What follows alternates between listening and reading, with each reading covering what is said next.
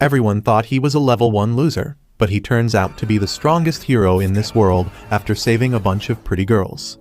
Flio used to be a normal trader in a fantasy world where people treated demihumans as slaves, but he was built different and treated them with respect, even paying them a fair wage for their work.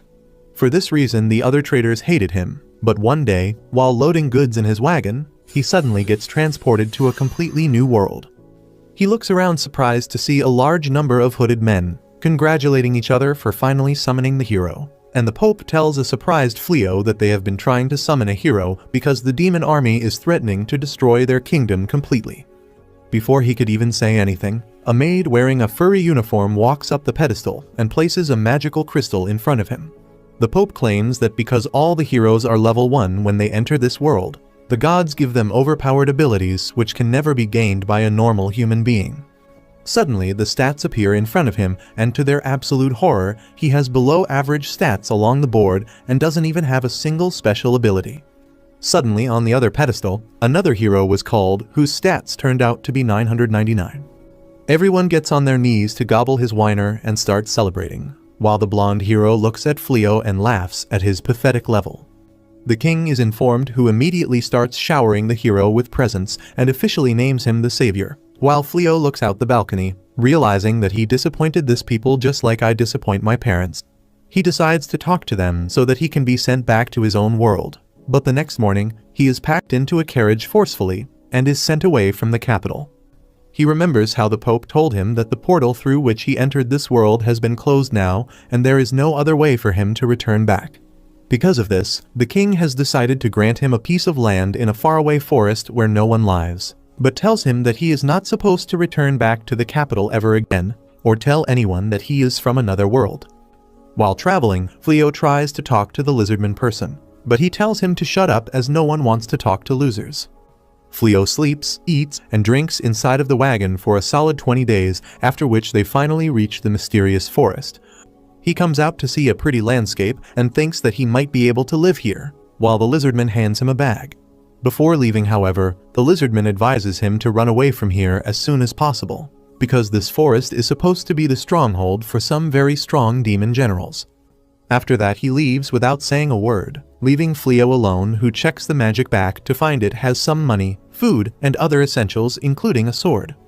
Excitedly, he pulls out the sword, which looks very fancy with its golden handle and sharp blade, when suddenly some slimes pull up to the hood behind him. He ignores them at first as slimes are not aggressive, but to his surprise the purple monsters immediately attack him, forcing him to defend himself with the sword as he slashes them to pieces. Immediately after, he notices that the sword was made in China and has already shattered just by this. Suddenly, a screen pops up, claiming that his level has increased, and he checks his stats only to be shocked to see all of his abilities are now SS ranked. This confuses him, but before he could do, Alexa pops up and starts telling him that she will guide him. She claims that he has unlocked various magic spells, which completely takes him by surprise. Before he could do anything, she also tells him that the magic bag that he got has a GPS tracker alongside a monster bait, which will make the monsters attack him. This makes him realize that the king sent him here as he wanted him to get killed off in the forest without anyone noticing it. To his surprise, Alexa tells him that she can remove all these spells from the bag, and Flio gives his affirmation. After removing the curses from the bag, he wanders around and was about to enter the forest, when Alexa warns him that there is a poisonous gas secreted by the demons inside the entire forest which causes problems for humans and demi-humans, and advises him not to enter. She then asks whether he wants to purify the forest, and after Flio says, a huge light blast occurs, which sweeps over the entire forest and purifies it. While Flio was still confused, a bunch of screens pop up, which reminds me of the virus I got after clicking on links about finding MILFs in my area. Meanwhile, back at the kingdom, the princess tells her old dad that what he did was extremely unhinged and Flio will definitely die inside the forest. His ugly dad doesn't care about that at all and calls him a piece of trash, when one of the mages walks up to him and claims that an S-ranked purification magic was used inside the kingdom. The king is overjoyed as he thinks that it has been activated by the blondie who he sent to fight the demon army, but to his surprise, the mage tells him that the magic was not activated in the south where Blondie is, but to the north inside the mysterious forest. Back in the forest, the pop-ups finally end, and Alexa tells Flio that his current level is 367, which means that he is basically a god on this planet. Flio doesn't care about being a god, but doesn't want to live alone either, so Alexa advises him to shapeshift and commit identity theft, which this degenerate agrees to. At first Alexa turns him into a thick-thighed girl, but he realizes that he is not a good bottom, so he changes the gender back to a man that no one has seen before. He decides to head back to the capital to have some fun, when Alexa tells him that he can use teleportation magic. He agrees to do that and is immediately teleported to the city, which really surprises him. He then tries to see whether this magic could teleport him to his original world, but fails, so he enters the city to get a drink and forget his sadness. He decides to approach the Adventurers Guild first to register himself, and the receptionist tells him about all the ranks different adventurers have before giving him his identification card, which has rank E written on it. He takes the tag and searches the notice board for any quests, when he notices a lowly asking the adventurers to escort her to the mysterious forest where her parents live. Sadly, none of the adventurers agree to it, as she doesn't have a lot of money and because the mysterious forest is very deadly. Flio decides to try his luck with the lowly and tells her that he is willing to take her back to the mysterious forest, and he won't even take his money as he knows teleportation magic. This shocks every single person present in the guild, and Flio realizes that teleportation magic must be a very high-ranked magic which only the top sorcerers could do. Suddenly, the FBI pulls up and a blonde bimbo puts her sword to his throat asking how many children are in his basement. The witch of the group claims that he must be a trafficker while the lowly hides behind Muscle Mommy. Flio immediately tells them that he is just an adventurer, and he stopped putting children in his basement ever since he got caught in his original world. The girls don't believe him and take him to an empty alleyway before telling him to show them the teleportation magic he was talking about, before promising that if he tries to run away, she will chop him to pieces. Flio turns around and activates teleportation magic, transporting all of them to the mysterious forest, which surprises all of them as they confirm the location on the map.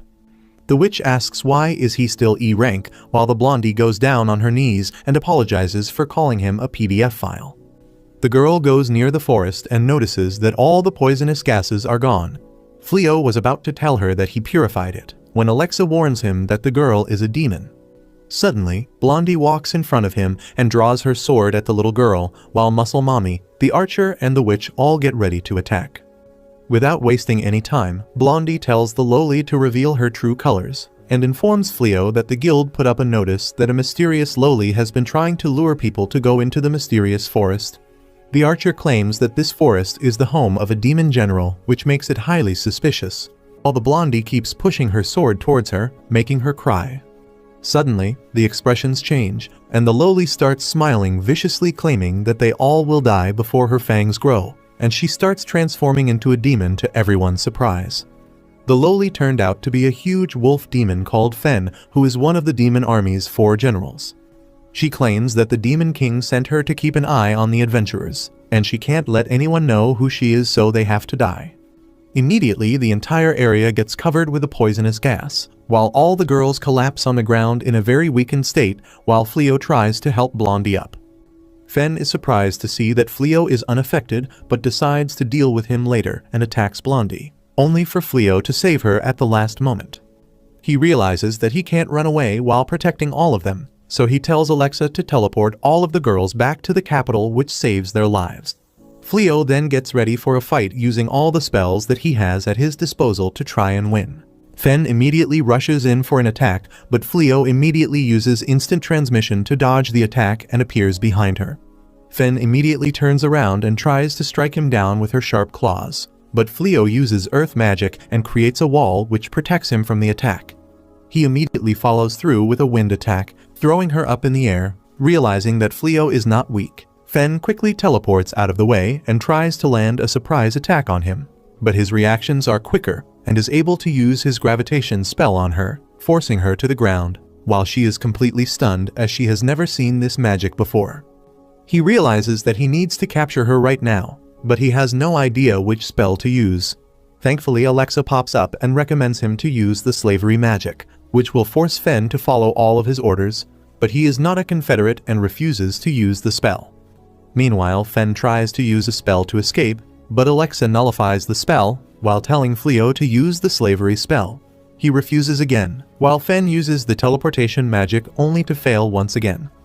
Flio struggles with the idea to use a spell to force someone into slavery, as he hated it in the previous world as well, but Alexa tells him that this is the only way. While this is happening, Fen continues to use spell after spell to escape this gravity magic, but fails again and again to the point where she falls over defeated and exhausted as she has no more magic left inside of her. She urges him to kill her as she has no way of surviving once his mana has been drained, but Flio tells him that he has no intentions of killing anyone and dispels the gravity magic. This surprises her as she stands up to face him and claims that she is a demon warrior who has fought against and killed several humans, so why would he let her live? He looks at her gently and responds that it doesn't matter to him whether she is a monster, because he will never attack or kill an enemy who has surrendered already. This surprises her and she changes back into her human lowly form, but without any clothes. Like a gentleman, Flio immediately puts his cloak on here and asks her to promise that she won't attack humans for no reason anymore. He then starts looking in his bag for some clothes, when he turns around to see that she has fallen over into a state of deep sleep as her mana is depleted completely. He smiles and puts her in a tent, and by the time evening comes, he lights a fire and starts checking all the different magic spells he has and remembers how people thought he was lying about being able to use teleportation magic. After a while, Fen finally wakes up and comes out to greet him, asking whether he used healing magic on her to replenish her mana. He smiles and tells her that she is safe, and she replies that it would have been totally valid if she was already dead by now, but because he spared her life, she owes everything she has to him and promises to never hurt humans again without any reason.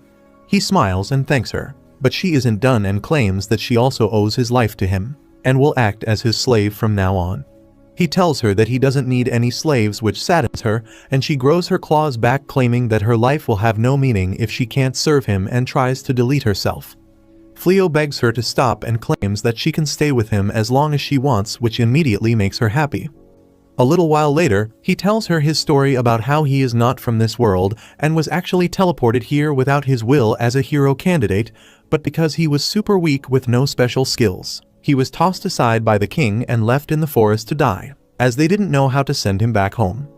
He then changes her appearance back to normal to show her how he actually looks, and tells her that he is technically banished from the kingdom and will have to constantly keep moving, which will be very problematic and stressful for her if she decides to follow him.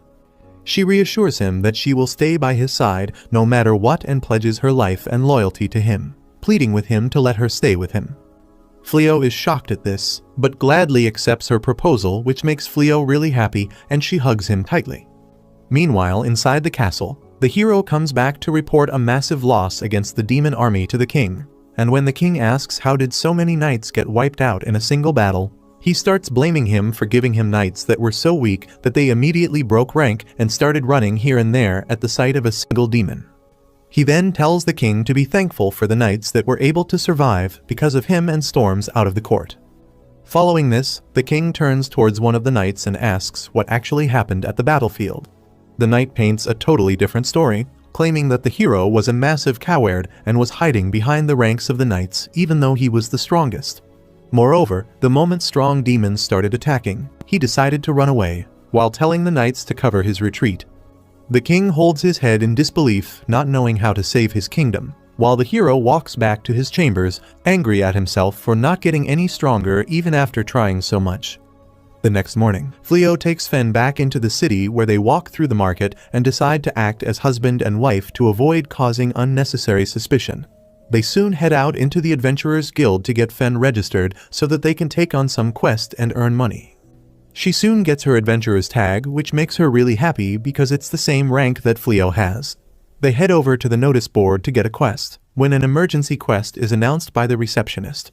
According to her, a lot of monsters have been seen in the forests near the city, and they seem to be moving towards the town to destroy it.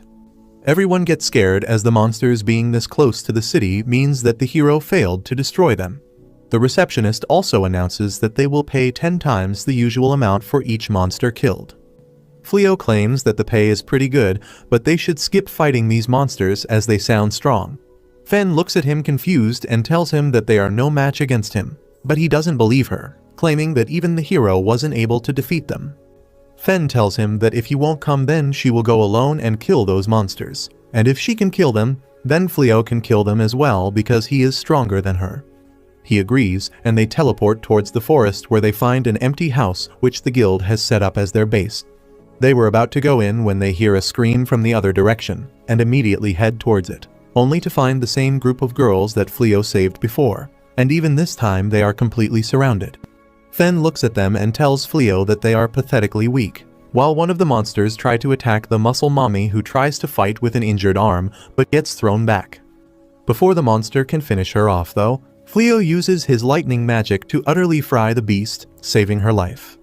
One of the monsters rush towards the witch who is saved by Fen, who crushes it in a single hit. After defeating the remaining monsters, the Lady Knight thanks Flio for saving their lives once again. But suddenly another monster appears behind Fen and was about to attack her. But she turns around and gives him a death glare which scares the beast as it starts begging for mercy, shocking everyone. Fen finds him cute and decides to keep him as a pet, so Flio uses his magic to put a collar on him and changes him to look like a small dog-rabbit-looking abomination.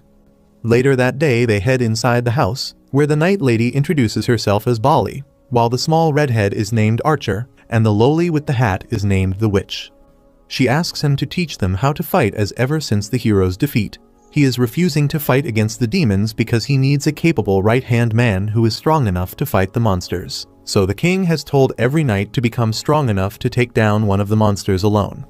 Fen immediately gets angry and jealous at this proposition as she doesn't want to share Flio, but he immediately tells everyone that Fen is her wife, which makes her really happy, and she tells Flio that he should let them stay here in the house and train them, which makes the ladies really happy as they get ready for their training sessions starting the next day. The next morning, Flio wakes up to find Rise already waiting for him near his bed. He gets a bit scandalized but remembers that last night Rise wanted to sleep with him in the same bed because they are husband and wife. But Flio got flustered and told her that there are a lot of formalities that they have to do to complete a marriage. Rise looks disappointed and claims that beast people can simply marry whoever they want whenever they want without any preparations. Flio tells her that he will sleep outside, but Rise tells him that if the other girls watch them sleeping separately, they might get suspicious about their supposed marital relationship. Hearing this, Flio has no option but to sleep in the same room with her, but he decides to keep 2 separate beds like my parents before their divorce. Rise starts telling him to change out of his old clothes, when Bali enters their room without knocking like a mannerless kid, and gets scandalized by the position the two were in and runs away without saying a word. After that they head out to do some training, but it doesn't seem to be going too well. Bali stands in front of the boar but starts introducing herself instead of attacking, which the boar takes advantage of and rushes to attack, forcing her to flee. Muscle Mommy comes in for the save and swings her giant sword, but misses the strike completely, enraging the boar even more. Rise immediately tells the witch to use her magic shield, which she does successfully, while the archer shoots arrows at the beast doing almost 0 damage. By that time even the witch's mana wears off and the shield disappears, giving the boar a clear way to attack. Flio and Rise watch from afar as the squad of girls run around pathetically while the boar chases them. Later that day, Flio arranges some beds so that the girls can sleep comfortably on fluffy beds, which seems to be a welcome decision.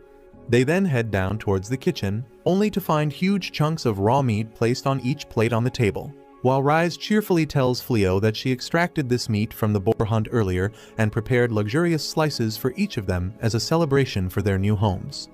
Flio tells her that they usually eat cooked meat instead of uncooked meat, so Rise offers to grill it for them, but Flio doesn't trust her with the food and tells her to relax while he cooks them some food.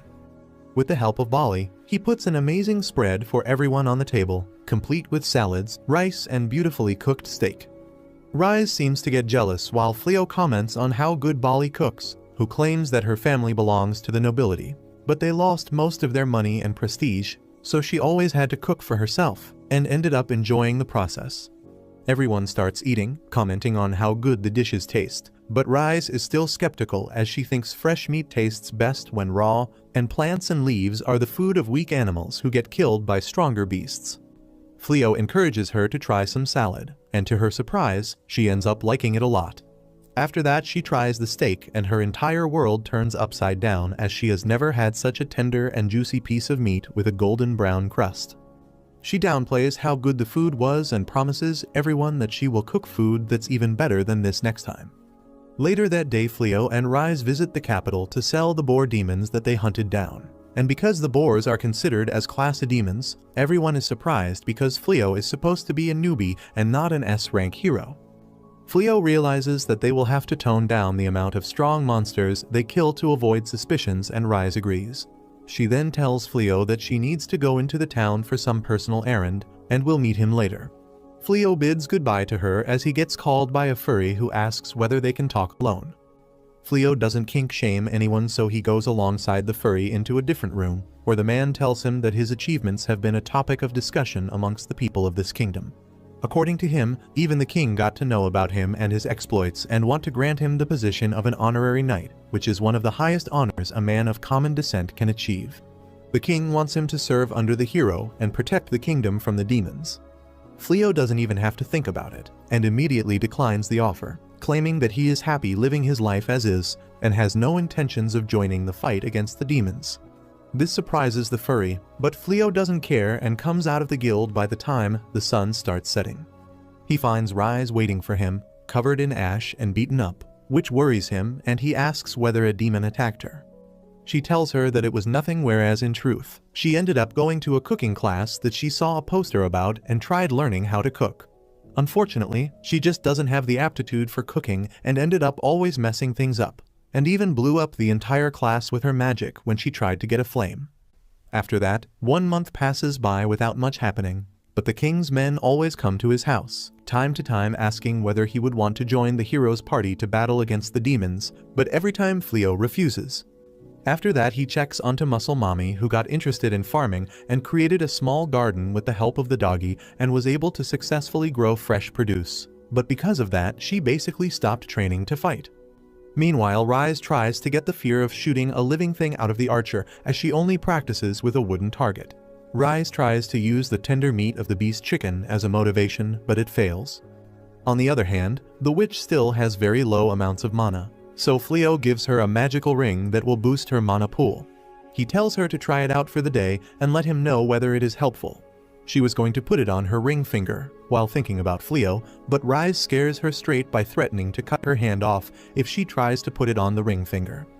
Bali as well tries pulling the helpless girl act, screaming for Flio to help, but Rise immediately chops the monster in half, telling Bali to drop the act before she drops her. Bali claims that she doesn't know what she is talking about, but Rise tells her that she is simply trying to act weak in front of Flio and hoping that he will come to save her like a knight in shining armor. She tells him to keep her eyes off of her husband, when suddenly she looks around, as she feels someone is spying on them, but doesn't see anyone. Later that afternoon, they all sit down on the table to have food that was totally made by Rise. They all are surprised to see how big of a step up this is compared to a piece of raw meat and ask whether she used magic or whether she robbed a restaurant. Rise calmly tells them that she cooked all of this by herself and explains that she has been taking cooking classes for the past month in the capital. Even though she was terrible at first, she kept trying, and through continuous practice, she was finally able to produce something edible. They all try it and love the flavor, but Rise is mostly interested in the thoughts of Flio. She watches him closely as he takes a bite and immediately tells her that the food is amazing and he can eat the entire pot by himself. This really makes her happy as she thanks him, but unbeknownst to them, a spy was keeping an eye on them through the window.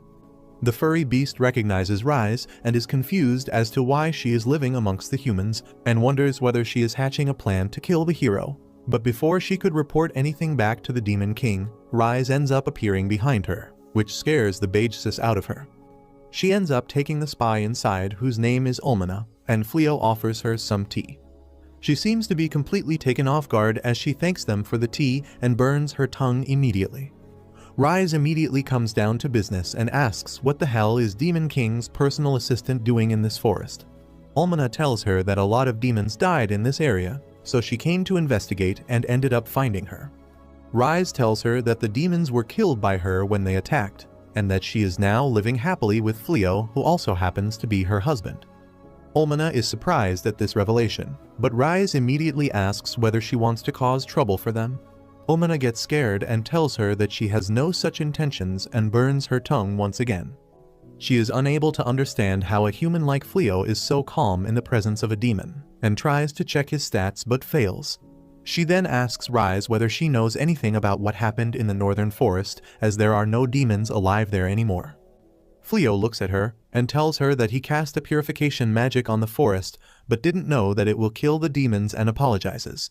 Almana is beyond shocked and asks whether he is really the one who cast the purification magic, and then she turns to Rise asking whether she knew about it. She claims that Rise's brother was also in the forest when this happened and ended up dying because of Flio.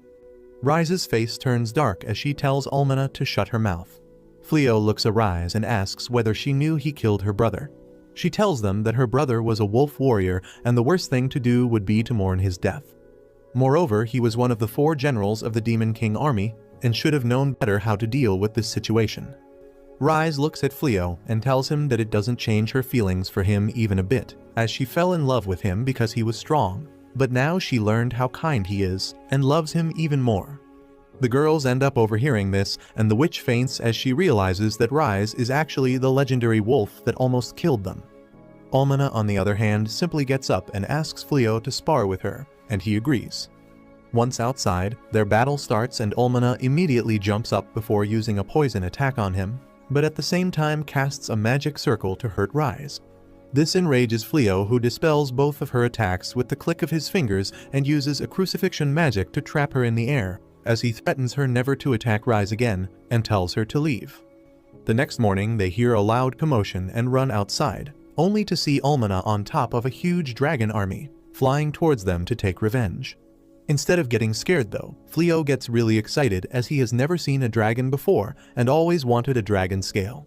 He immediately uses his lightning magic and brings down almost all of the dragons to the ground completely barbecued, while Almana stands there in disbelief as how can someone dismantle the strongest force of the demon army alone.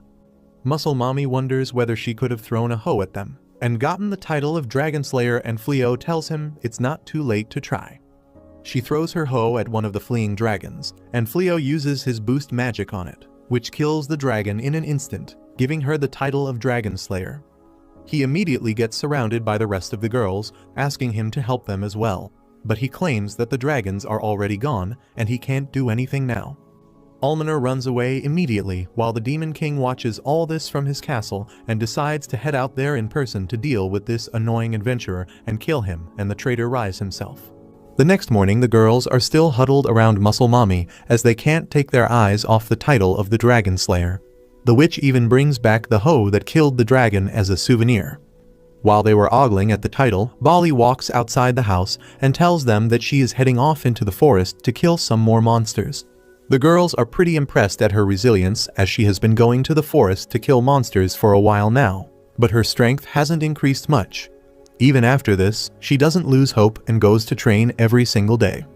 In reality, however, Bali simply goes to the forest and pretends like it doesn't matter to her that her powers aren't increasing.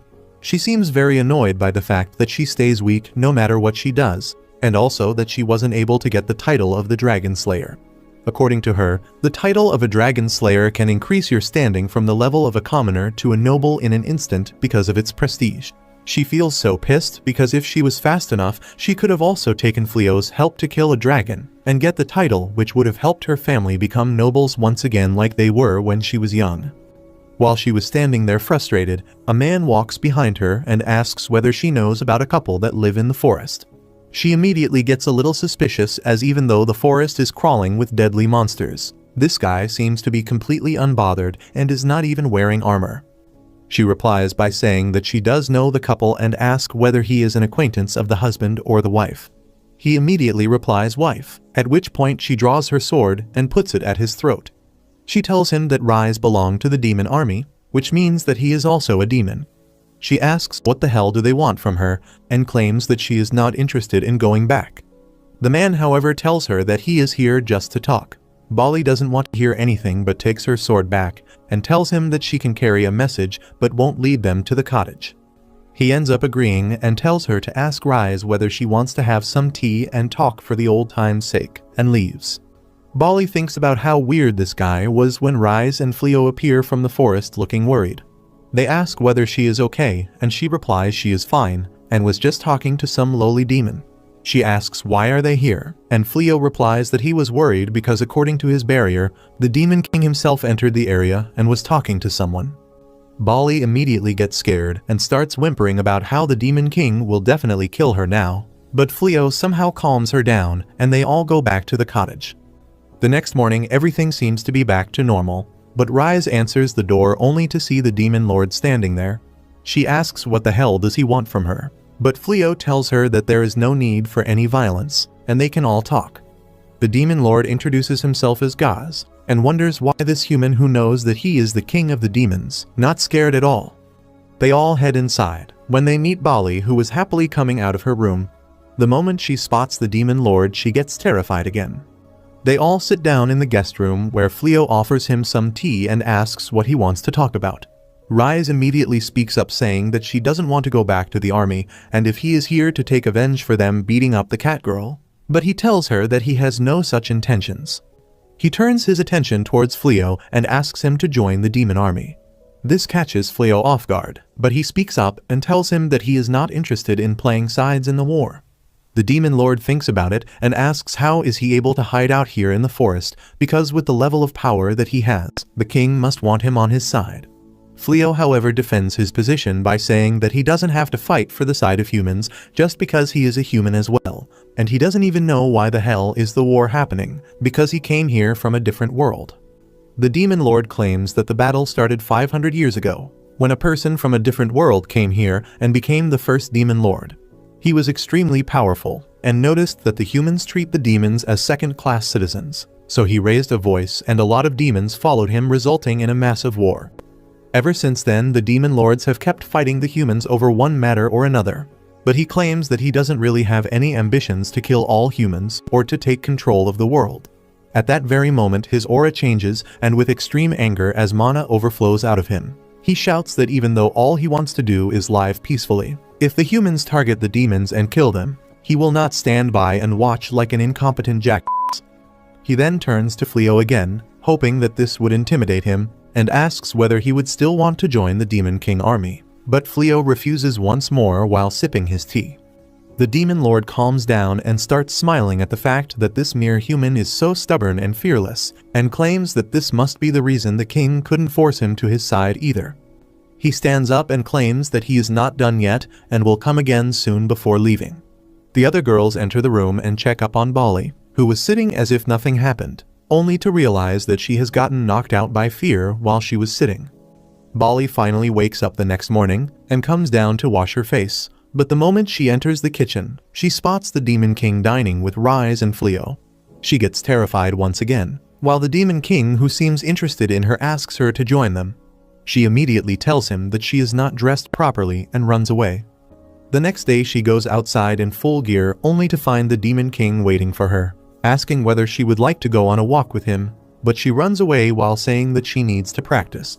A couple of days pass by and once again, while she was overlooking the farms, the Demon Lord appears to pass some time with her, but she runs away again.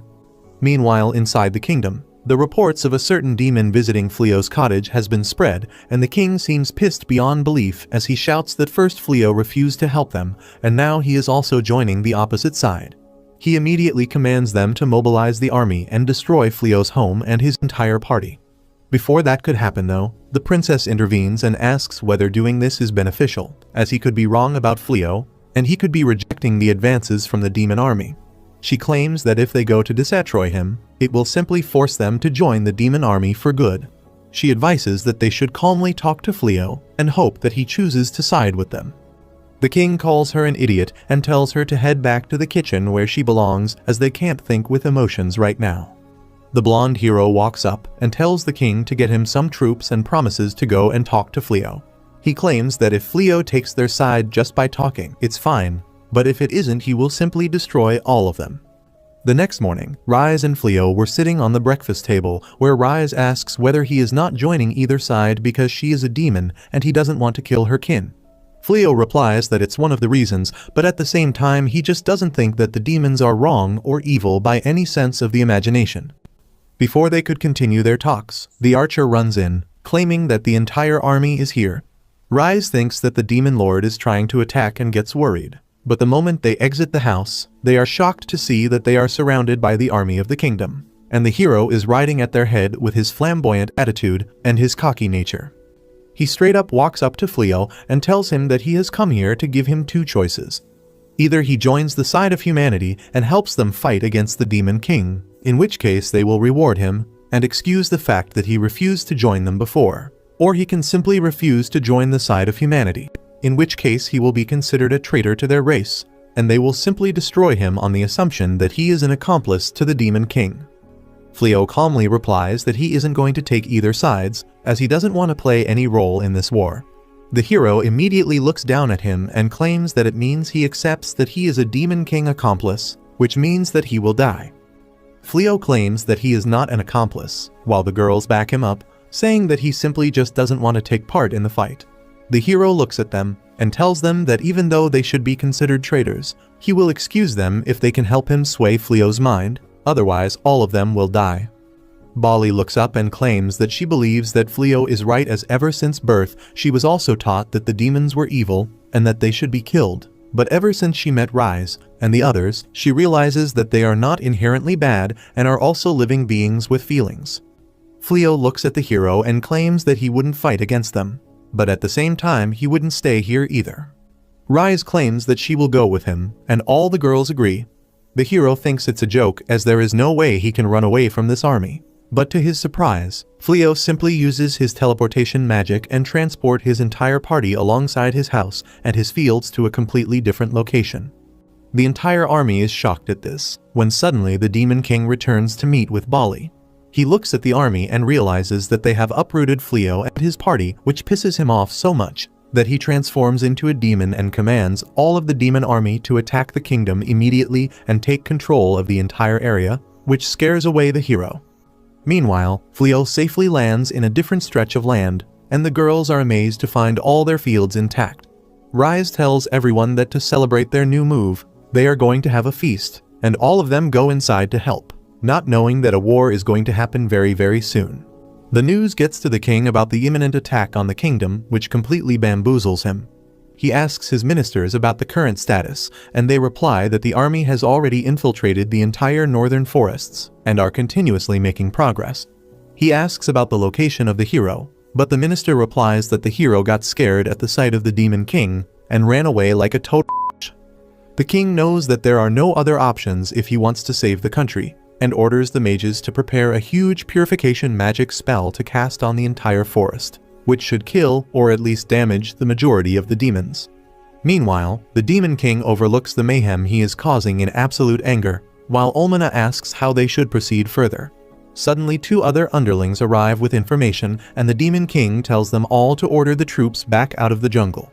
Olmana is shocked at this, as they are making such quick progress, but the Demon King replies that the kingdom will most likely try to assemble all the mages it has to cast a purifying spell on them, so they need to make sure that their demons are safe from any attacks. On the other end, the mages assemble in huge proportions inside the palace and start chanting the purification spell, while the head wizard focuses his energy to make sure that the spell is powerful enough to kill most of the demons. After they are done powering up their magic, the head wizard directs it above the entire kingdom, as the magic circle completely covers the country and soon purifies everything in sight. Meanwhile, Flio returns back to their home from the nearby town, where he is greeted by Rise, who asks whether his trip was worthwhile. They sit down to have some lunch, where he tells the girls that right now he was unable to find any meaningful contacts to start a business, but tomorrow he is going to find out how much do armorers make in this town. Muscle Mommy interrupts and claims that she has been working on the fields for a while now and is pretty sure that she can sell them to make a profit and support the household expenses. The redhead archer also chimes in, claiming that she wants to be a horse breeder, and if she gets a stable and some horses, she can definitely make a lot of money to do her part for the house. Flio is intrigued by this, so she tells him that she was an apprentice horse groomer and loved working with them. Flio tells her that they can probably create a huge stable nearby, which makes her really happy. During all this, the wizard and Bali are sitting with their heads down, as they are completely skill-less and jobless just like me. Rise, however, tries to cheer them up and claims that they don't have to worry about anything, while Flio backs her up, claiming that they should focus on their combat abilities. The next day, the princess of the kingdom goes to visit the royal hospital, where some of the ministers start telling her that there is nothing to worry about right now, because with the help of the purification magic, they were able to drive away the demon army, and made sure that they can't come back for a month or two at least. The princess, however, is not satisfied or impressed, as she reminds the minister that literally all of the mages of the kingdom, including her own dad, the king, ended up expending all of their mana to create the spell, and now are totally out of commission for at least 2 or 3 months. They can't simply hope that the demon king will wait for that long, and must find an alternate way. She announces that since her father is no longer able to rule the kingdom at this moment, she will be the one who takes command. Everyone agrees to this, and asks what's her plan for now. She immediately replies that her first decree is to take away all the titles of the hero, as he is not fit to be called one. He was never brave, and even ran away at the sight of the demon king. This immediately come into effect, as later that evening the hero returns with her maid back to the kingdom, only to be stopped by a guard who informs him about the decision of the princess, and tells him to piss off wherever the hell he wants. The hero is obviously not taking this well, and tries to threaten the guard before begging for an audience with the princess, but the guard simply throws his belongings and goes away. Meanwhile, the next morning all the girls decide to thank Rise and Flio for their hospitality, and convinces them to go out on a date while they clean the entire house. Rise is overjoyed at this and immediately tugs Flio away into the town. They spend the entire day roaming around, eating food and having fun, when Flio realizes that he has never properly thanked Rise for always being with him. He tells her that he wants to buy her a gift, so she can choose whatever she likes. This makes her extremely happy, but the problem is that she has never received a gift before, and is confused on what could be appropriate as a gift. Her eye ends up landing on a jewelry cart as she starts looking at all the different pendants and brooches. The blue one catches her eye, while the seller lady tells her that it will look good on her. Flio immediately picks up the brooch and puts it on her, before claiming that she is very beautiful. After a successful day, they return back home, where Rise is completely smitten by the gift that Flio got him and keeps staring at it till late at night. After a while, Flio wakes up as he realizes that Rise got tired and ended up sleeping in her bed. He smiles and turns around before going back to sleep. Back inside the kingdom, the hero ends up infiltrating the castle and knocks out a bunch of guards to enter the royal treasury. He starts searching through a bunch of treasure as he tries to look for any magical item which might boost his powers and help him defeat the Demon King, which will get him the title of the hero back, and he could then live his life lavishly like before. While searching, he suddenly hears a voice calling out to him. This surprises him, but the voice calls him again towards the wall when suddenly a hidden chamber opens. This scares the maid, who claims that she can't hear anything. The hero realizes that the voice must be in his head, as it claims that it can grant any wish that the hero has. He walks inside the chamber and spots a sword stuck in the ground. The voice tells him to take it out, and after some effort he manages to pull it out, creating a huge whirlwind which throws him out the room. Suddenly a djinn appears in front of him and asks what wishes he has, promising to fulfill any wishes. Meanwhile, the princess calls in the legendary oracle to figure out the best way to get rid of the Demon King problem. But before they could talk, suddenly a magical collar appears on almost every single person in the hall. This surprises them, as they have no idea what is the meaning of this. But the princess has read her history books and immediately realizes that this is the brand of sacrifice which can only be produced if someone made a wish to the djinn. Apparently hundreds of years ago, one of the king ended up asking the djinn's help to deal with the Demon King, which resulted in the death of half the population in this country, as that was the payment for fulfilling the wish. She turns to the oracle and asks what they should do. The oracle starts flexing her blackjack skills as she tells he that they need to find the real hero who has already been summoned and ask him for his help. The people immediately realize that she must be talking about Flio, who has outright rejected the offer to help the king. The princess claims that she will meet with Flio personally and ask for his help. Meanwhile, Flio sells one of his dragon shields to an armorer at a pretty good price, and also establishes a trade route to sell further goods as well. He comes out of the shop and thanks Bali for showing him the shop, and they start walking back. Suddenly, Flio gets a warning about a djinn approaching him, and immediately the djinn appears behind him, introducing herself as Haya. It turns out that the imbecile hero's first wish was to kill Flio, as he thinks this will help him retain the hero status. The djinn immediately raises her hand to deal the death blow, But Rise immediately jumps in between and takes the deadly hit instead, bleeding from her chest, as she collapses to the ground, telling Flio to run. The Jinn immediately starts using a bunch of explosion magic on him at once, but they are of no use as Flio's auto defense is too strong. He tries to heal Rise's injuries but fails as the wounds are too deep. The Jinn decides to use a legendary class magic on him, which destroys everything around, but Flio remains scratchless. He puts the near-dead Rise to the ground, as he stands up seething with anger, claiming to destroy the Jinn and blast her into a million pieces for killing someone that he loves the most in this world. He thinks about all the things he and Rise have gone through till now and realizes that without having Rise, he doesn't really have any purpose in this world, that immediately discarded him because the king thought he was useless. He looks angrily at the Jinn, proclaiming that he is never going to forgive what she just did to someone he loves so dearly, and casts a time reversal spell on their position. Immediately, the time starts turning back as the brooch that he got her repairs itself, and the bloody gash in her chest disappears, leaving Rise alive but unconscious. Haya is shocked at this sight as she doesn't have any idea how a mere mortal can use an extremely rare magic like time reversal, and realizes that she needs to take it seriously. She smirks at him and was going to ask who he really is, but before she could even complete her sentence, she gets punched in the face by Flio as she gets knocked down to the ground, completely bewildered at what just happened to her. Her nose starts bleeding as she angrily tells Flio that she will rip him apart. But Flio is in no mood to hear all this and stomps her to the ground with his feet, showing her what true gender equality means. He tells her to shut her dumb mouth up as he wants to enjoy her destruction. And hearing this, the Jinn immediately starts using a defensive spell to create a barrier in front of her. But Flio is on a different level entirely as grief pushes him to his edge, and he simply breaks through the barrier effortlessly as he grabs her head. He picks her up while she tries to check what kind of a monster she is dealing with, only to realize that all of Flio's stats and abilities have been maxed out to infinity. She can't believe her eyes as Flio slams her into a wall, and then starts pounding her with his punches before delivering an uppercut that would put Mike Tyson to shame. Meanwhile, Rise finally stirs awake to find herself surrounded by a huge crater and realizes that she has no wounds on her. Confused and dazed, he looks at Bali for an explanation, but she just replies that Flio saved her life and then directs her gaze towards the direction of the fight.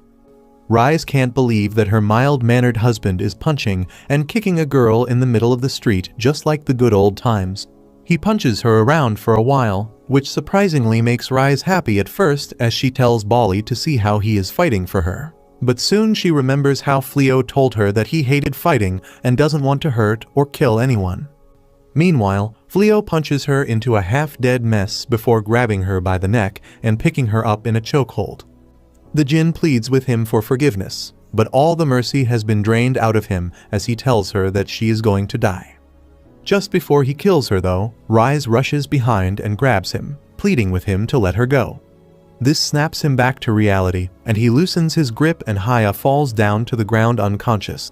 He turns around and immediately grabs Rise's face to feel the warmth emanating from her, and a wave of relief swipes over him as he hugs her tightly, glad that she is okay.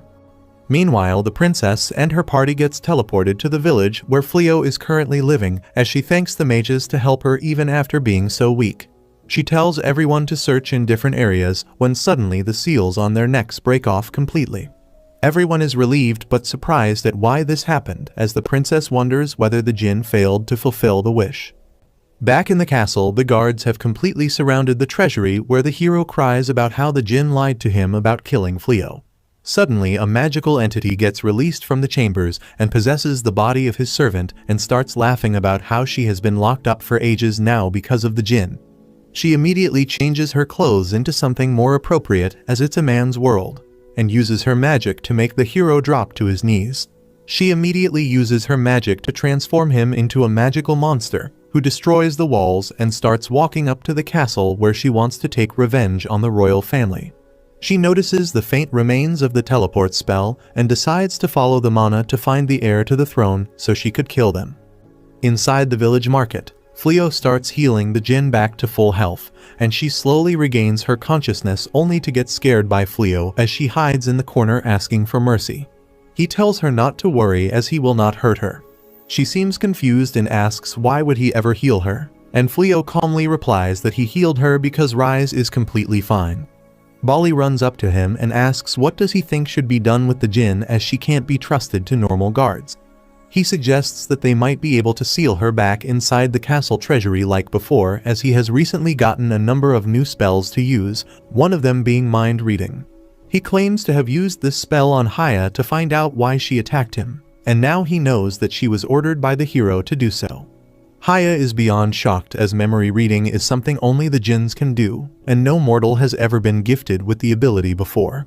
He claims that even if he seals her back in the castle treasury, there is still a chance that someone releases her and it would again be a problem, so they need to find a more permanent solution.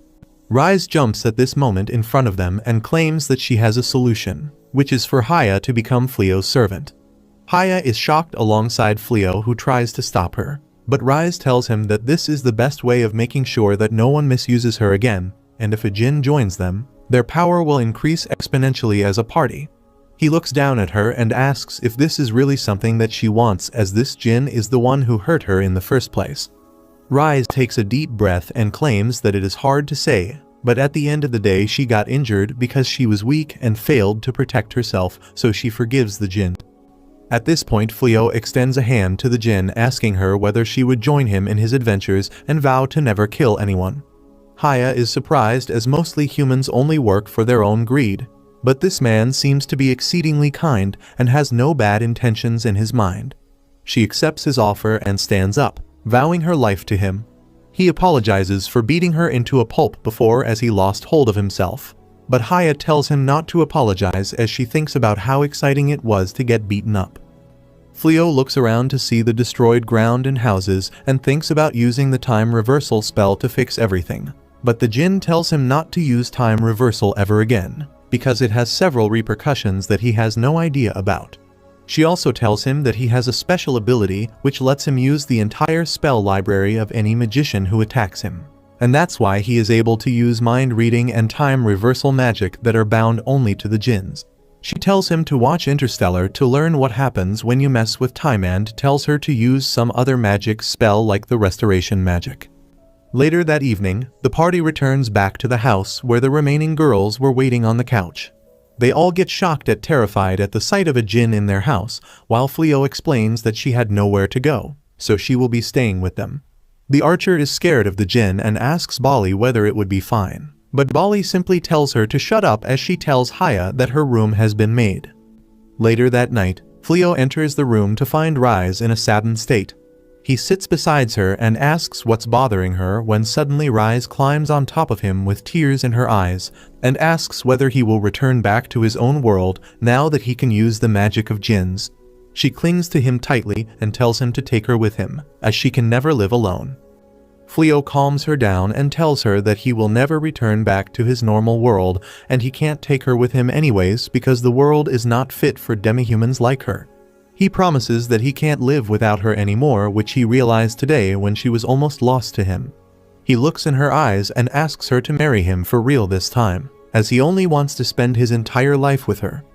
She obviously accepts the proposal and they start making out, but just as things were getting hot and heavy, they notice that Haya has been watching them go at it from door. Flio tells her to leave immediately, embarrassed, as she tells him that she is his servant and needs to know his position at all times. Flio tells her that he needs some private time as they bicker, while the girls downstairs who are listening to everything decide to get some sleep to prepare for the next adventure. A couple days pass by and the princess of the kingdom is still on the lookout for the fallen hero Flio, as she roams the entire village trying to gain information about his whereabouts, but no matter how much she tries, she keeps coming back empty-handed. Meanwhile, at the cottage, Haya has made herself at home as they all sit down on the breakfast table, which was prepared by Haya instead of Rise. The others seem to be pretty shocked to hear that a Jinn can make food, but Haya claims that she can simply make food appear from thin air thanks to her magic, but Rise told her not to use magic if she wants her food to be eaten by Flio at all. That's why she made all the food with her own loving hands without using even a little bit of magic. She claims to have enjoyed the process and tells them that she could do that every day. But Rise replies that cooking and packing food for everyone is her job, so she could maybe help with the cleaning of the house. Haya immediately replies that she will clean the entire house spotless immediately, which manages to grab the girls' attention as they stop eating and think that more or less the only job they do is to clean the house. And if Haya starts doing that as well, they will become practically useless. After breakfast, Muscle Mommy quickly heads over to the field where she starts plowing the fields, adamant that she needs to prove herself to be as useful as possible as she doesn't want Haya to take over this job as well. The rabbit starts helping her as he transforms into the monster and starts digging the earth. Meanwhile, the redhead archer is working in the stables as she thinks about how she wanted to be a coachman but still is stuck on simply dealing with the horses to make sure they are in top shape. She doesn't mind this job, though, as she always had a soft spot for horses and they seem to like her back, as one of them starts licking her face, while the other one is a bit more forward and starts licking her entire backside, which makes her shudder with excitement, I guess. Back at the house, the mage is thinking about how both her father and her brother are royal mages right now, and she was en route to become one too when she joined the knights. But now that she has left the royal army to be with Flio, she doesn't really have a purpose in life as she can't become a royal mage anymore. She suddenly remembers how kindly Flio decided to help her train in the forest, and she managed to produce a fireball after following his instructions. She decides to work hard to become an excellent mage so that Flio's effort don't go to waste. Suddenly, they hear a loud scream from outside that seems to be the Muscle Mommy, so both Archer and the mage exit the cottage only to find a huge purple-colored horse with a horn on his head completely destroying the fields as he goes crazy in the area. The mage asks whether it's a horse, but the redhead replies that it's not just a normal horse, but a magical creature who seems to be pretty strong. Suddenly, the magical beast decides to attack the girls, but thankfully the mage is quick on her feet and manages to create a shield wall with her magic, protecting both herself and the archer. Finally, Bali arrives in the area and asks whether anyone got hurt. She apologizes for this, as it turns out that she was in the forest, practicing by herself, and was fighting this magical beast. The horse seemed pretty docile and harmless, which made her drop her guard, and just then the beast escaped and entered inside their fields. She takes out her sword ready to lay waste to the beautiful creature, but Muscle Mommy shouts from the other end, begging her not to kill him. The archer agrees and claims that there's a better way as she tells the monster to become a rabbit again.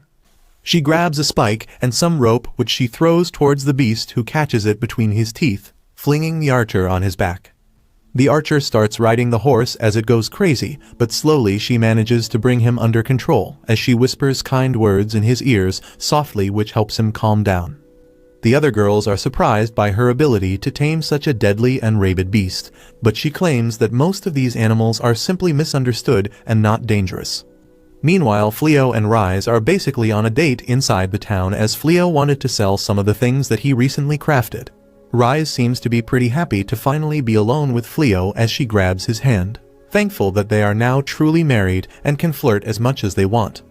Soon Flio enters the store while Rise waits outside and starts talking to the store owner before producing the newly crafted vest made up of salamander skin. The owner remarks how a salamander skin clothing is very rare and it's excellent for women because of how lightweight it is. Following that, the owner starts showing him some of the magic gemstones he recently acquired while Rise watched him from the window, still unable to believe that they are truly married. Suddenly, a dark cloud covers the entire area as winds start blowing and people wonder what's happening. Suddenly, a magic circle appears, and through it emerges a huge monster alongside the witch as they descend from the sky, scaring all the commoners into a rabid frenzy. The princess is also in the area and immediately gets surrounded by her guards, but the witch notices her and the monster smacks the guards away. Flio immediately comes out to make Rise is safe as she explains how a monster emerged from the magic circle. While they were trying to find a place to hide, Haya appears in the area as well, as she claims that she sensed a huge amount of dark evil energy, so she rushed to make sure they are safe. She tells them that the monster is a human that was converted into a beast by the witch whose name is Dama. She was one of the strongest witches of her time and managed to conquer the entire area where she ruled as she dabbled into dark magic to achieve greatness. Finally, a legendary hero came and defeated her, but even after her body died, her spirit was so strong that they were forced to seal it in the pedestal where the sword was kept in which Haya was sealed. She turns around to Flio and asks permission to destroy this woman who is laying waste to the town and killing innocents. Flio gives her the go-ahead to fight while he turns towards Rise and tells her that they should help by evacuating the town and making sure no one gets hurt. Meanwhile, Dama finally cornered the princess as one poor knight stood in front of her valiantly in an effort to defend the future queen of the kingdom. Suddenly, a huge explosion rattles the monster, and the witch gets shocked at the power that she just experienced. She looks down surprised to see Haya the Jinn coming to the princess's defense. This unexpected problem annoys Dama as she badmouths Haya for not being able to complete her wish as she flies up in the air and uses an incredibly powerful spell to try and kill her. To her absolute horror, the Jinn merely uses one arm to completely nullify her spell. In reply to this, Dama sends the monster to try and crush her, while she uses dark magical lances to try and attack. Haya is unfazed by all this as she simply blocks both the attacks, blasting the monster into the ground, while Dama comes down to the ground as well, pissed off at the situation. She angrily uses one of her most destructive spells, which breaks the ground in two as it leeches dark energy out of the earth and puts it inside the monster, who grows even bigger and more grotesque by the second. The monster starts moving ahead as the princess looks in horror, when suddenly the magic circle powering the beast breaks and the monster returns back to its normal size. Haya apologizes for making him take part in the battle and turns around angrily at the witch, who she completely destroys as she takes out the spirit from the body of the servant and transforms it into a tiny ball, which she then eats, claiming that she will properly discipline the witch. After the battle was over, the princess rushes up to Flio and asks whether he was the hero who got wrongfully exiled by her dad and introduces herself as Princess Liz. But she claims that she ended up dismissing the hero from his position because of his problematic behavior and incompetence, and wants Flio to take that position as the kingdom is in grave danger. He thanks her for the offer, but at the same time he claims that the kingdom should be defended by someone who wouldn't hesitate to fight for humans. Soon they return back to the cottage where the girls are eagerly waiting for him. They claim to have an idea in their mind and wanted his permission to execute it. They claim that they want to buy the nearby land and expand their property so that they can start a business of their own. Flio smiles and claims that he will negotiate with the Lord. They are overjoyed at it, and by the next day the land is bought and they start working at it. All seems to be going well as Flio and Rise look upon as the sun sets. Flio suddenly takes out a ring which he crafted from a rare gemstone and puts it on Rise's fingers, claiming that it's a wedding ring. Rise is overjoyed as she hugs him tightly, waiting for the adventures to come their way. A couple days pass by when one night Bali starts having a nightmare in which she wakes up on an altar, dressed entirely in black and surrounded by the unknown darkness of a place that she doesn't know. She looks around confused when suddenly Almana appears in front of her as she welcomes her to the castle. Bali is immediately surprised and terrified to find a general of the demon army in front of her and asks what is she doing here and where the hell is she. Almana calmly replies that she is the bride-to-be as they are going to have a royal wedding today. Before she could even process the information, the demon lord walks out of the shadows as he professes his love for Bali and walks up to her in the groom's dress. Bali is utterly terrified of him, but he brings her close to him and tells her that she looks beautiful and how lucky he is to marry her. Almana quickly claims that as a wedding gift to her, Gaz has decided to conquer the entire world and put it on fire so that it starts anew with him as the king and her as the queen of this world. Bali is horrified at this statement and tells him that she doesn't want the world to be destroyed, but the demon lord claims that it's too late for that and starts trying to kiss her, which snaps her out of the dream as she sits up in the cold night with sweat dripping from her body. She thinks about the nightmare she had, but at the same time deep inside, she liked it a little bit and starts getting confused about her feelings completely, while the other girls tell her to shut up so that they can sleep. The next morning she wakes up and starts preparing breakfast alongside Rise when she notices that Bali seems to be working pretty slow and she looks exhausted. Rise asks whether everything is okay, and Bali replies that she is just a little sleep deprived because of the dreams she has been having, which seem like a nightmare to her. Hearing this, like any other rational person, Rise immediately jumps to the conclusion that Bali is in love, which shocks and embarrasses her as she tries to deny it. Rise grabs her hands and claims that in the case of demon wolves, they start having dreams about the person they love, even if they don't know it yet, which makes it look like a nightmare, even though it's not. She looks embarrassed but confused as Rise repeats that she must be in love. This is heard by the girls as they all run into the kitchen and ask who is she in love with. But a red-faced Bali tells them that she is not in love with anyone and all of it is just a stupid dream. The girls, however, are not satisfied and want the tea, so they start thinking about the people she might like and end up on the conclusion that it must be the Demon King who she ended up liking. Bali immediately denies it, claiming that she doesn't like him at all and moreover, he probably hates her for being a human. But the girls remember that he used to come to their place pretty often just so that he can spend some time with her, and it was very obvious. Bali denies it, claiming that he just was coming to meet with Flio, and was trying to find Bali with her guard down so that he can strike her down. The girls, however, have decided what is the story that they prefer more, as Muscle Mommy tells her that she should steal the Demon King's heart completely, and that way even she can live alongside him, just like how Rise and Flio live together even though they belong to different races. Suddenly, the Jinn gets curious and asks Rise about how and why she fell in love with Flio, and she replies that there isn't really one particular point, but he was very kind to begin with, which is usually considered a weakness amongst the monsters, but he was strong at the same time and easily defeated her.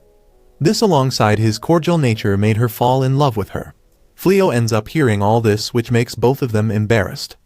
While Flio's party was jacking off at the other side of the kingdom without any care, the princess and all the royals were worried as they have no idea what to do against the demon army. Suddenly, one of the ministers runs up to her and claims that the gold that Flio gave them for the reconstruction of the city is the special golden coins that were only given to the heroes. This was very confusing when the princess puts 2 and 2 together and realizes that Flio must be the first hero that was summoned to this world. But because his stats were low, he was kicked out with some gold. After that, he must have changed his name and appearance to look how he looks right now. She realizes now why he doesn't want to take the position of the hero now, and feels very embarrassed about how they treated him when he was summoned here. Suddenly, a guard runs in the court and tells the princess that the disgraced hero alongside her big-thighed servant have escaped the prison and have made a run for it. Princess tells him to ready the guards and send them on a search for them while she decides what to do with the situation against the Demon King. Meanwhile, the golden-haired imbecile hides in the bushes alongside his servant while the guards search for them. She tells the hero that her legs are tired and she couldn't run anymore, and now not only are they fugitives, but also robbers, as the hero decided to steal some treasure from the royal treasury. The hero claims that it was owed to him as he was promised gold beyond his imagination once his job was done. But sadly, all he could find before running was a magic bag. He searches through the bag to find a chest and eagerly opens it expecting gold, only to find an old-looking shovel. Suddenly, the guards hear some noise from that area and run up to check, but don't find anything there. It turns out that the shovel was a royal treasure and can dig a hole very quickly, as the hero looks above, wondering how they'll get out of here.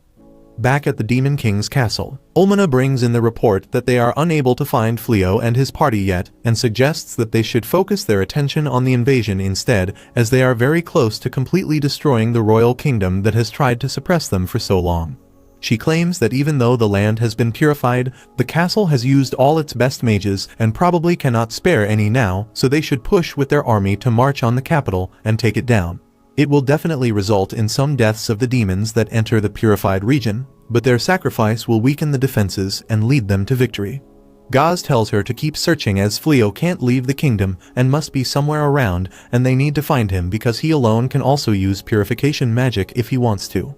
Ulmana looks at him and tells him that she thinks it's a waste of time, when the demon lord stands up and starts walking up to her and stretches his arm out before patting her on the head, claiming that she doesn't want to sacrifice any more of his army than needs be.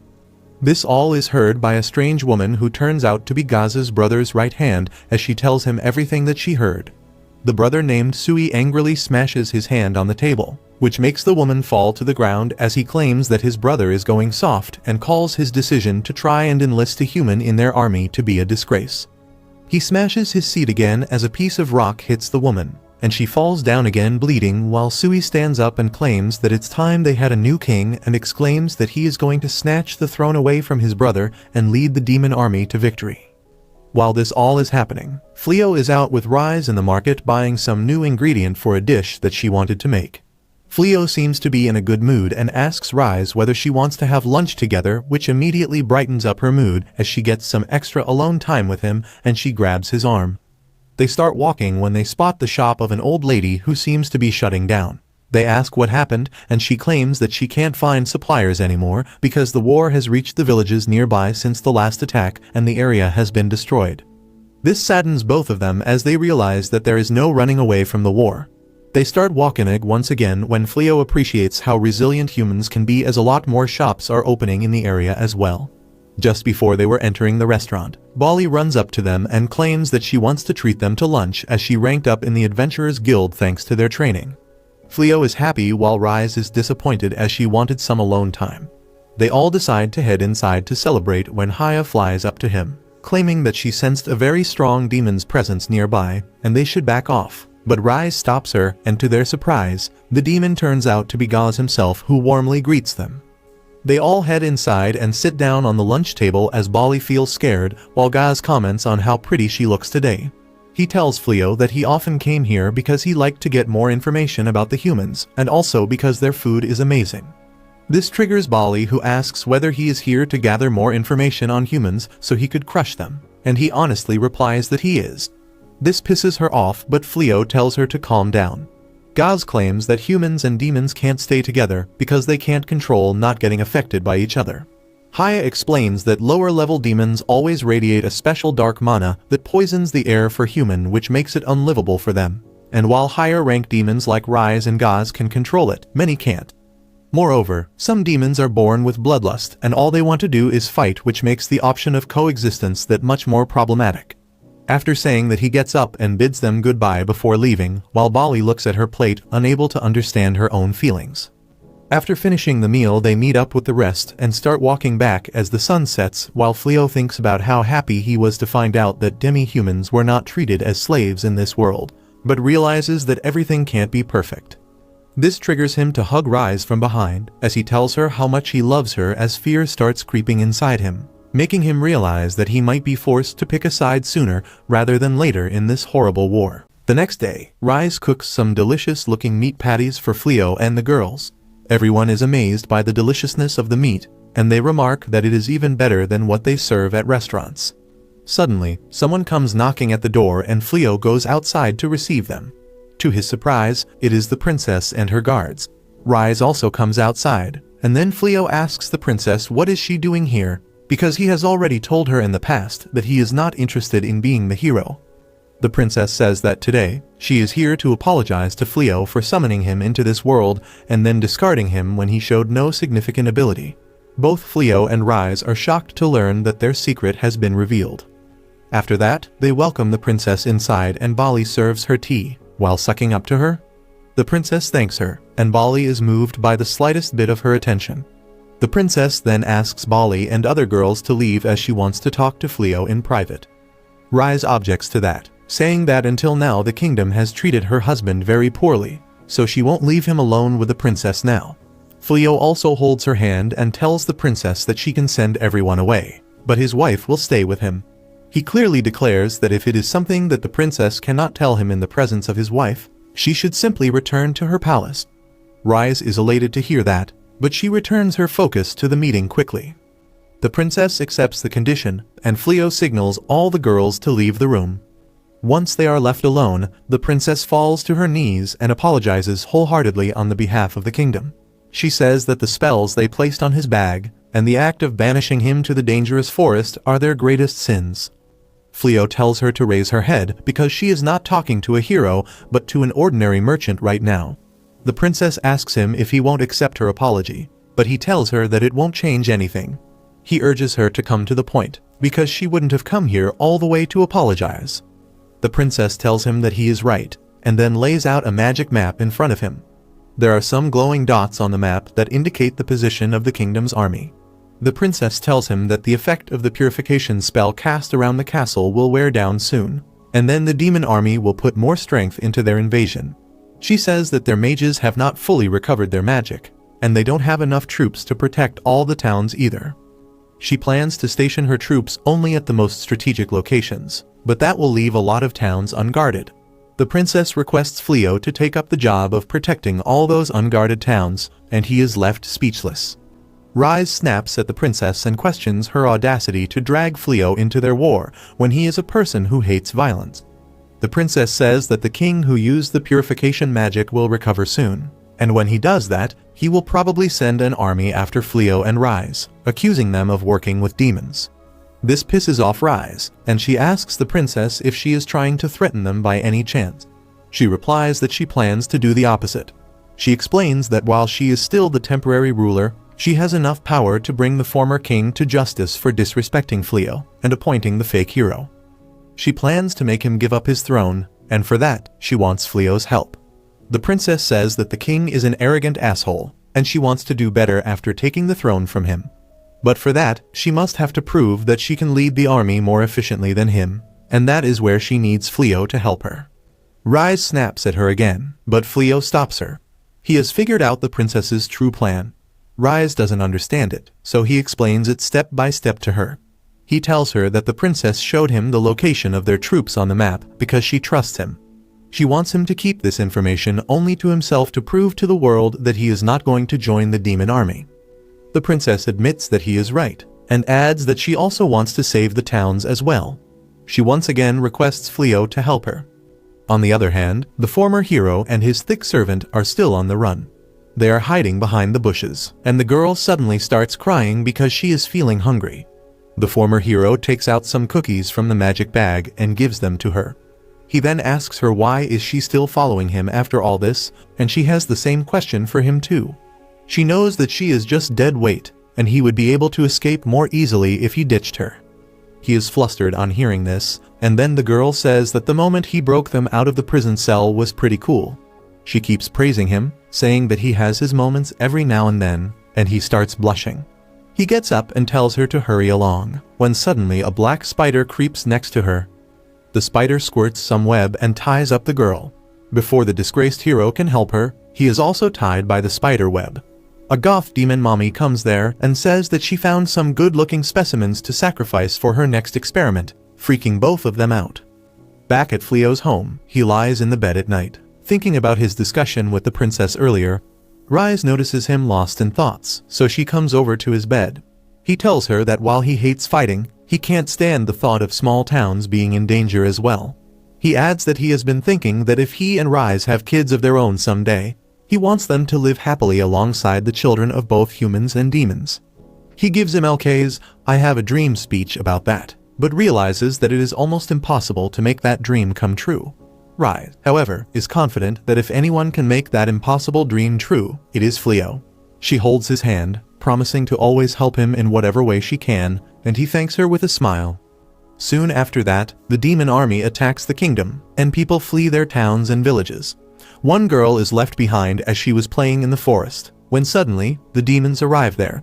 She fears for her life, but just as a demon is about to attack her, Flio arrives there, riding Rise and wearing a wolf mask. Rise hits away the demon, and then Flio gets down to use a protective barrier spell to keep the demons at bay. He tells the girl to run away, and she obeys. Rise is not happy that Flio agreed to the princess's request without even asking for compensation, but he says that if he asked for money, news about him being a gold digger would spread. He claims that the moment he agreed to hear the princess's request, he already lost the battle of wits. That freaks Rise out, because in her culture if a man loses to a woman, she can forcefully make him her husband. Flio tries convincing her that it won't happen, while the demons demand to know why a demon wolf is working with humans. Flio tells them that they are the protectors of this town, and tell the demons to retreat peacefully if they don't want to be dead. The demons are arrogant and tell him to not underestimate their power, but Rise reminds them that they can't even cross his barrier. Just then, the boss of the demons arrives there. He is a giant red cyclops, wielding a heavy club. Rise tells Flio that the Cyclops clan is among the strongest types of demons, who directly serve the demon lord's brother. The Cyclops looks at Rise and taunts her, saying that her brother was too weak to be a demon general and it is a good thing he died. Rise is angry now, and she asks Flio to leave the Cyclops to her. She says that she won't let her brother's death defame their proud clan, and as his sister, she will reclaim their name and show who is the strongest demon clan to everyone. Flio says that he has no right to stop her since it is a personal matter, but he still asks her to not kill the demons. She agrees and exits the barrier. The Cyclops swings his heavy club at her, destroying trees with each swing, but he is too slow and Rise easily avoids all his attacks. He keeps chasing her, and she uses her superior agility to deal small wounds to him repeatedly. The Cyclops asks her if she thinks this will be enough to defeat him. Rise tells him that if she was her old self, she would have already torn him to pieces. But after meeting Flio, she has learnt to control her power. She tells the Cyclops to be grateful to her husband because he doesn't want him dead, and then activates a skill to leap high in the air. With her next skill, she switches positions with the Cyclops, making him free fall. He eats his club towards her, but that turns out to be a rookie error as Rise exchanges their positions again. The Cyclops is hit in the head by his own club, and then Rise decides to finish him off.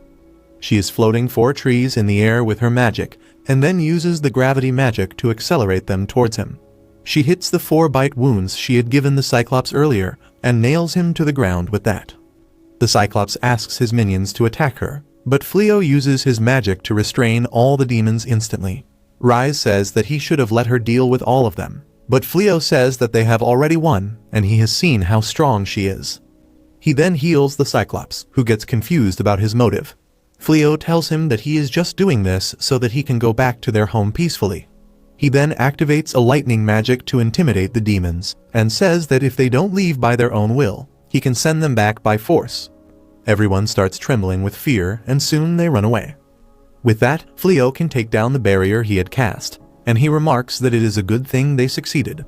Rise hugs him, and says that all the practice they did at home paid off. Earlier, Rise had taught Flio that the most important thing in a fight is pressure. She told him to be confident and overbearing to scare the demons, and it really worked. Rise, however, wonders if this was the best way. She believes that breaking all bones of the demons would be a better way to make sure they don't return again. Flio agrees that she is right, but he believes that this method would only aggravate the hatred between humans and demons. Just then, the townspeople come there to thank Flio for saving them, but they are concerned about the demonic wolf with him. He assures them that the wolf is his partner. The girl they saved also comes to thank them. Flio reveals that they are here at the request of the princess, and they should thank her instead of them. With that, he gets back on Rise, and they ride out to the next town. Soon, the news about a masked adventurer and his wolf partner scaring off demons reaches the princess. The princess realizes that the adventurer is none other than Flio, and her heart is full of gratitude for him now. She thinks that he has done a lot for them, and this time, she must pay him back. Meanwhile, Flio and Rise are at their job of scaring the demons away.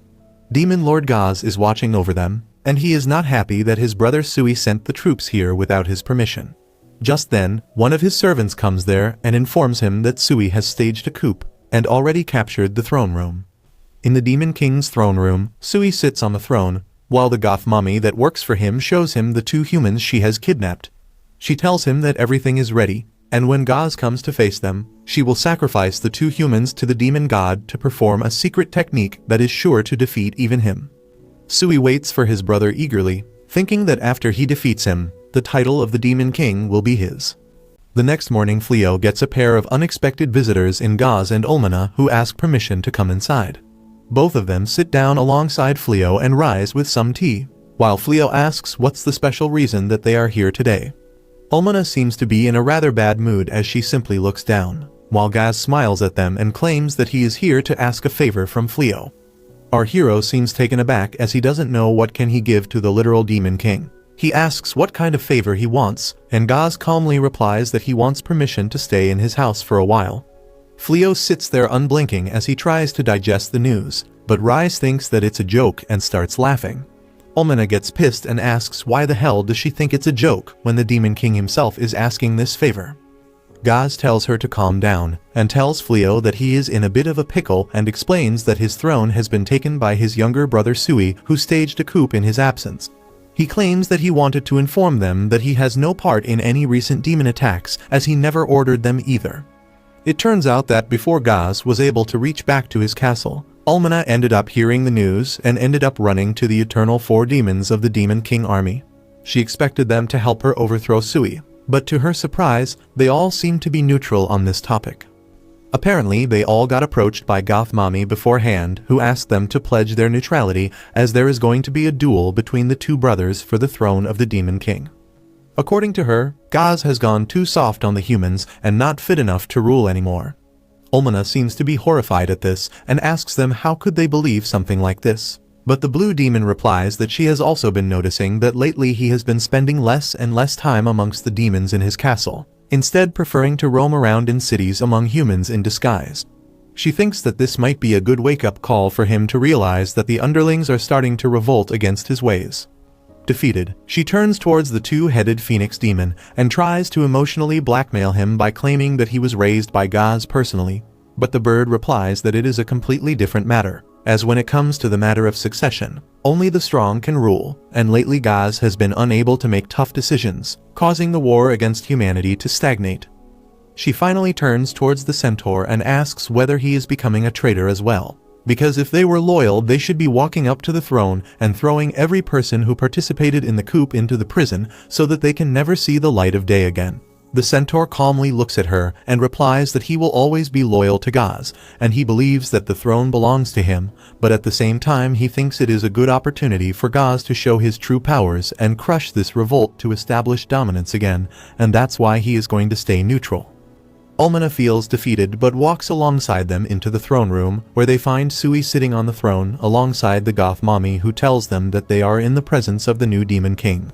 The blue demon girl tells her to calm her horses as Sui hasn't won the throne yet, but the goth mommy reminds them that they have pledged their neutrality.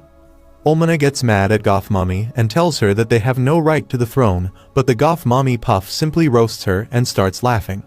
This enrages her and she runs ahead, claiming that she is not a traitor, and tries to attack Sui with her sharp claws. But to her surprise, even though her attack connects, there is not even a scratch on Sui's body, and instead, her claws end up breaking on impact. Sui simply looks at her and punches her away, claiming that he doesn't need weak people around him. Puff decides to finish her off, but suddenly Gaz appears in front of them and shields Almina, while asking his underling to carry her safely. Sui tells Gaz that he is tired of waiting and tells him to fight him for the throne. Gaz tells Sui that this is all very childish of him and he doesn't understand why he would do this. Sui replies that Gaz has been acting very suspiciously, and Puff replies that they had all the chances to conquer the human territory, but he always backed out at the last moment. He could have simply forced his way through to the palace, but he declined to shed any innocent blood. Moreover, he has been spending more time amongst the humans and enjoying their lifestyle, which makes him unworthy to be a demon. Gaz walks up and turns towards his trustworthy Eternal Four demons and asks whether they believe it as well. They all stand there without uttering a word, and Gaz understands which side they are on. He suddenly starts powering up while Sui gets ready for a fight. The Eternal Four gets excited to see the fight, as they can feel the extremely strong powers of Gaz emanating through him. Puff realizes this as well, and gets ready to sacrifice the fake hero and his thought to gain more powers, but to everyone's surprise, Gaz simply takes out the Demon King ring from his arm and throws it towards his brother, claiming that he hereby relinquishes his right to the throne. This surprises them even more as they look at him confused. Sui gets mad at him, thinking that he is being mocked, but Gaz replies that there is no point in fighting for the throne when his underlings do not trust or believe in him anymore, and with that he starts moving away. Sui is not done though, and still thinks he is being made fun of, so he rushes to attack Gaz, who delivers such a swift back kick that he breaks through countless walls and finally gets thrown down the castle, as Gaz tells him that it is for what he did to Almina. Puff runs after Sui, while the Eternal Four are stunned as they never expected this to happen. With this, he finally ends his story and claims that since he denounced the demon army, he can't really stay in their territory, and in the human territory, Flio is the only one who can be called a friend. Flio looks at him doubtfully, and claims that he will need to ask his housemates first before deciding. Sometime later, he calls the rest of the girls into the room, and they all sit down in front of them as Flio catches them up to what's happened till now. They are all shocked, as Muscle Mommy asks about the recent attacks by the Demon King army, and Gaz refuses to have any part in that, claiming that he instructed all his troops to stand by. The witch still seems a bit scared and asks whether he will be like how he used to come for tea and breakfast before, and Gaz claims that they have no reason to be scared of him anymore, as he is neither the Demon King nor in their army. This seems to put them at ease, while Almina complains about how they wouldn't have to ask them for a place if Gaz didn't give away all the money to the intelligence department of the army. Gaz replies that their work was important to keep innocent casualties to minimum and they deserved a good pay for that.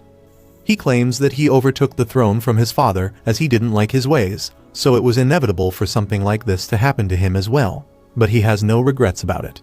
In fact, he claims that now they can do other things like how Flio disguised himself and defended the town. Flio looks surprised that the Demon King knew about it, and turns towards the other girls, claiming that him and Rise don't have an issue with the pair staying here and asks about their thoughts.